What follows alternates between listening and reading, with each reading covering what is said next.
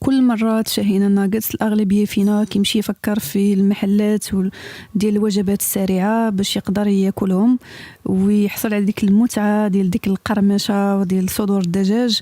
أنا اليوم جيت لكم بواحد الوصفة اللي هي منزلية ديال الإعداد ديالهم. فكرة ممتازة خصوصا الأطفال اللي هما كيدوزوا نهار كامل في المدرسة، ترافقهم في الوجبات الغداء ديالهم، وعلاش لا حتى الكبار. غنحتاجو نصف كيلوغرام ديال صدور الدجاج. ممكن ايضا تستخدموا الاوراق، اللحم ديالها كيكون اطرى من صدور ديال الدجاج، ولكن انا كنفضل الناغتس انهم يكونوا باللحم ديال صدور الدجاج. كناخذ غير الاشواغ، ميني اشواغ، ولا هذاك الميكسور بلونجون كيكون عنده لوبسيون ديال الاشواغ، وكنطحن فيه هذيك الكفته حتى كنحصل على واحد الكفته ديال الدجاج اللي هي لينه. هذا هو القوام اللي خاصها يكون عندي، خاصها تكون متماسكه. يعني الا بغيت نشكلها في كرات نقدر نشكلها. انا هنايا حيت الاشواغ صغيره ما بغيتش نستخدم الفود بروسيسور كبير بزاف، فايت لي ديجا واستخدمت الوصفات اللي كان فيها الحجم ديال الاكل يستحق انني نخدم لي الفود بروسيسور. هنايا ماشي بالضروره، هنا الا كانت عندكم غير ميني اشواغ ولا الميكسور بلونجون ممكن تستخدموه. هنايا غنقسم على جوج ديال الاقسام. غنطحن الجزء الاول بوحدو، غنقوم بالفرم ديالو، وهنا الجزء الثاني حتى هو غنقوم بالفرم ديالو بنفس الطريقه. يعني هنا الميكسور بلونجون خاد مني واحد الوقت ديال تقريبا 5 دقائق لكل بورسيون، لكل زعما واحد الكونتيتي، النصف ديال الكونتيتي اللي عندي اللي هي 500 غرام اللي هي نصف كيلو.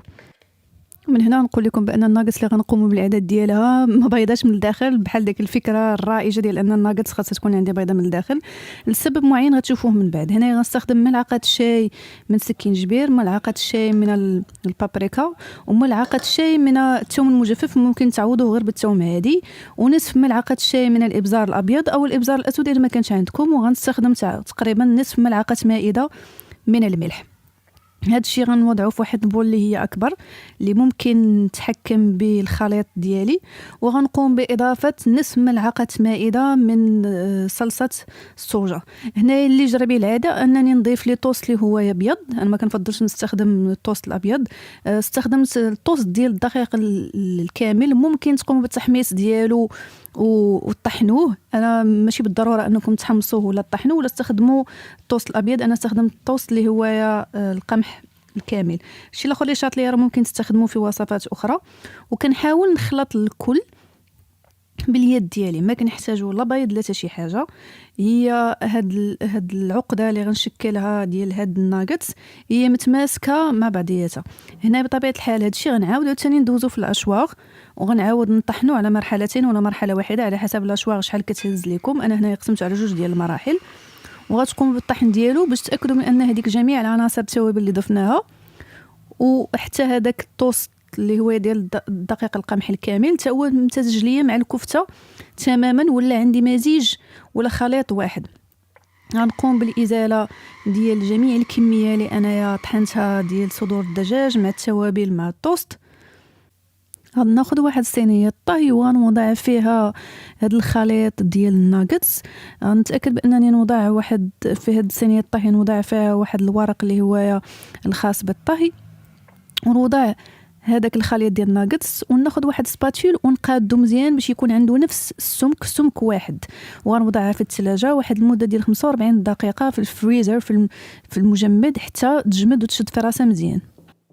هادو هما الاشياء اللي انا غنستخدمها. بالنسبه للطوست غنستخدم الدقيق، غنستخدم منه تقريبا 250 غرام ديال الدقيق المتعدد الاستخدامات. غنستخدم رقائق ديال الخبز اللي شفتوها، وهنا غنستخدم 3 البيضات اللي غنزيد عليهم 2 معالق مائده ديال الحليب، غنزيد عليهم ملعقه شاي من الملح، نصف ملعقه شاي من الابزار، ونصف ملعقه شاي من البصل المجفف. هذا غير باش يعطي واحد النكهه لهذاك البيض اللي انايا غندير فيه الناغتس. ممكن نفس هاد التوابل تضيفوها يا اما على هذاك الفتات ديال الخبز المحمص ولا تضيفوها على الدقيق. انا كنفضل نضيفها غير على البيض. هذا كنخرج صينيه الطهي اللي درت فيها الخليط ديال الناغتس، وكنقوم بالتقسيم ديالو المربعات ولا المستطيلات على حسب نتوما الناغتس كيفاش كتفضلوا يكون الشكل ديالهم. بهذه الطريقه التقسيم كيكون سهل، ما كتلصقش ليا في اليد ديالي، حيت ما تنساوش انه كفته الا ما كانت مجمده غتقوم بالتصاق في اليدين ديالكم، وبهذه الطريقه غتجي سهله انكم تشكلوها وتصايبوها. هذا هو الحجم اللي انايا كنفضلو في الناغتس. ما كنفضلش الناغتس اللي هما الحجم ديالهم صغير. هنايا وجدت الخليط ديالي. كنقوم اول حاجه بالوضع ديالها في البيض، ومن ثم كنقوم بالتمرير ديالها في الدقيق، وكنعاود عاوتاني نرجعها للمره الثانيه للبيض. داكشي علاش احتاجينا 3 البيضات، حيت يلاه غيكفيو لهاد الكميه اللي هي عندنا. وكنعاود كاخر مرحله ندوزو في الفتات المحمص ديال الخبز. الشابلوغ راه كاين انواع مختلفه كتباع، ممكن تاخذوها من المراكز التجاريه الكبرى، ممكن كاع تقوموا بالاعداد ديالو غير عن طريق انكم تحمصوا لي توست، يا اما التوست الابيض ولا توست الدقيق القمح الكامل. مي احسن انه يكون التوست الابيض. ممكن تحصلوا على فتات ديال الخبز اللي هو يكون شابلوغ اللي تكون مزيانه. كنقوم بالتمرير ديالها وكنوضعها في الصينيه على جنب حتى نكمل الكميه كامله. نفس الشيء غنقوم به بالنسبه للقطع الاخرى. كنقوم بالتمرير ديالها في البيض ثم الدقيق، كنعاود نمررها في البيض للمره الثانيه، وكندوزها في الفتات ديال الخبز المحمص. من الاحسن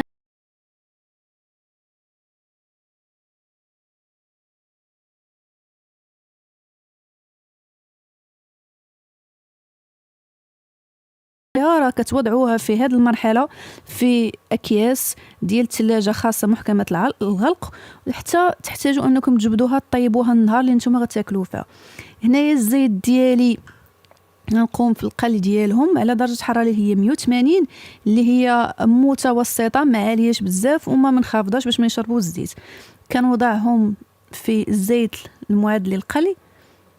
ضروري ان الزيت ديالكم يكون سخون مسبقا، ما توضعوش وهو الزيت بارد، سينو داك الفتات ديال الخبز وهذاك التغطيه ديالهم غتنفك على هاد لي ناغتس. هنا كنحاول ما يمكن انهم هما كيتقلبوا انني كنقلبهم وهما كيتقلاو، يعني ما نخليهمش على جهه واحده، كنبقى نقلب كل 30 ثانيه كنقلب. هنا كما كتلاحظوا راه باقي ما كاملينش في الطياب ديالهم.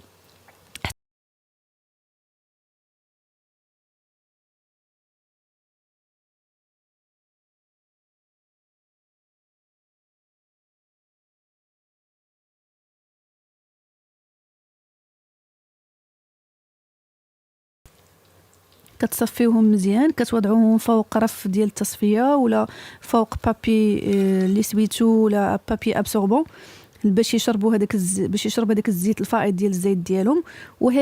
هذوك الناغتس اللي انا درتهم على شكل مستطيلات، حيت كما قلت ممكن يكونوا على شكل مستطيل، ممكن يكونوا على شكل مربعات، ولا يكونوا اصغر بكثير من هاد الناغتس اللي هما انا قمت بالاعداد ديالهم.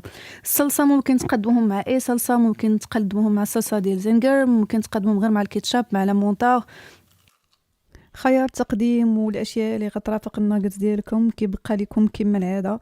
انا كنعطيكم الاساسيات وطرق التقديم ولا شنو اللي ممكن ترافقوا مع هاد الاطباق، هو شيء اللي كيعود الاذواق ديالكم الشخصيه.